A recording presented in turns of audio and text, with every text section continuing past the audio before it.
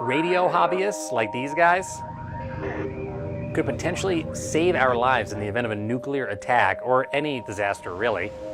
It turns out there's a lot of them in Hawaii, and we went to spend some time with them. And then this happened. A missile may impact on land or sea within minutes. If you are outdoors, seek immediate shelter in a building. If you are driving, pull safely to the side of the road and seek shelter in a building. Are you guys there? This is not a drill. There was a false alarm nuclear missile. It's insane. Just go turn on the TV. Bye. Joining us now, MSNBC correspondent Jacob Soboroff. He is at Waikiki Beach. I have to tell you, David, we have been here the last couple of days shooting a story. The sirens did not go off, but it does sound like those push alerts came through to many people's phones. And the story we're actually doing here for NBC Left Field is, in the case of an electromagnetic pulse from a blast, 90% of people may be without communication, and ham radio is actually one of the ways that you'll be able to hear what's happening. Because, again, I was in that room yesterday, inside a bunker, inside the Diamond Head crater, here on... Yeah, we were in Hawaii during that false alarm.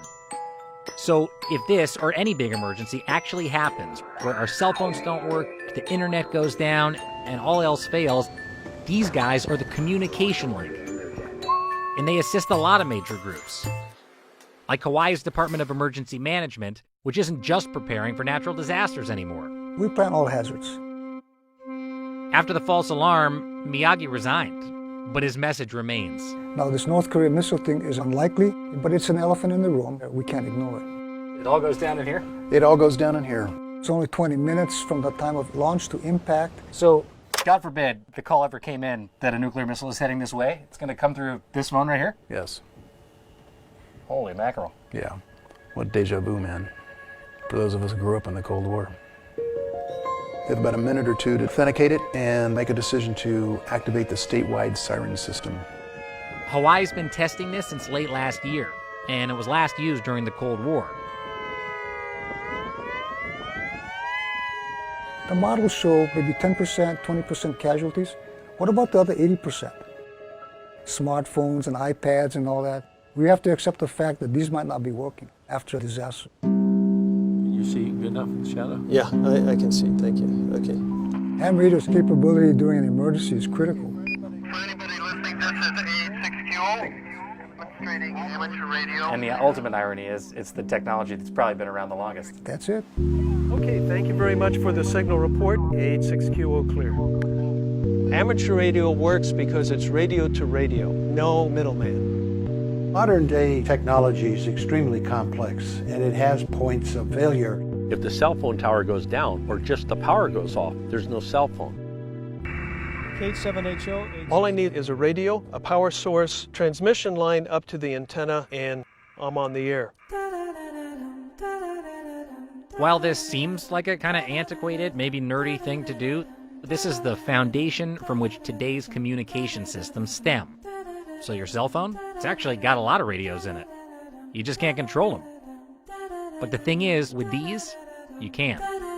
What we have are what we call directional antennas. So we have a wire right over your head here. From Olamana Gardens, you're going to hit Chicago, New York, Los every Angeles. Night. Last night we were talking to London. Without satellite dishes or... Nothing but a piece of wire.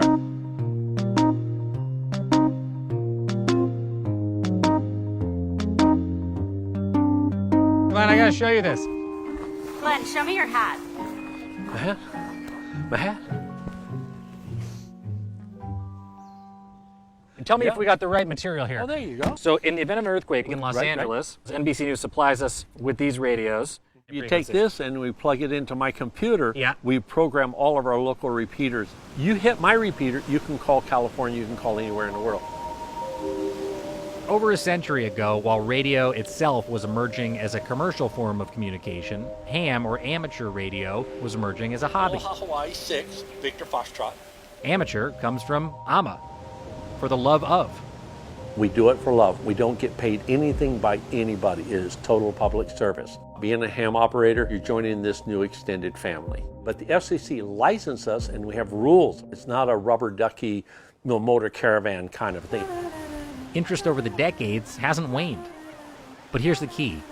Of all these hams, there's a sector that is especially devoted to emergency communications. It's called EMCOM. 1 minute you can be Clark Kent, so to speak, talking to somebody around the other side of the world, then bang, when there's a disaster, you switch to MCOM mode. There's a whole room at the Department of Emergency Management for the hams, who form our Emergency Reserve Corps in an emergency. Hawaii Emergency Management HXCR you want. Carter is a trainer for FEMA. Ron is a coordinator for our state race season. Clem is a former HIEMA employee as well as an amateur, a lead amateur. Jacob, nice to meet you. Every morning and every afternoon, they practice talking to each other. What we're really practicing for is society collapsing. That's a sick feeling, to be disconnected. Are you worried about an attack from North Korea? Oh, yeah. So I got myself a 20-foot massive container. I can run and jump in and slam the doors on it. We're a curious lot, not only being strange and called geeks, etc., and we understand that. You know, when I'm out with my wife, I try not to wear too many radios on my belt, otherwise she doesn't want to walk with me. You get a whole bunch of guys from around the world talking on the same frequency. Yeah, I thought it was Russian, but it's not. It's Ukrainian. Chatting amongst themselves. Hello, CQ. Anyone copy? Over. Hotel 7 United. It doesn't get much better than that. That's the thrill of it. Yeah, the name is Frank. QTH is the town of Laura Victoria. It's the original social media. Take care, mate. Good on you in 73. Roger that, Frank. Thank you very much. We hope to talk to you again later. 73 is Aloha from Hawaii on the North Shore with the pounding surf down below. QRZ, anybody else? You know, you got to think, you're a retired person. I'm a retired merchant marine captain. You're 68 years old, living in a farm out in Hawaii. You kind of get disconnected. And this way keeps you in touch. It's a great family out there. The emergency radio thing gives it great purpose. Your radio guy on Titanic, tapping out as the ship was going down, still tapping. One little voice can be important. You can help save the world.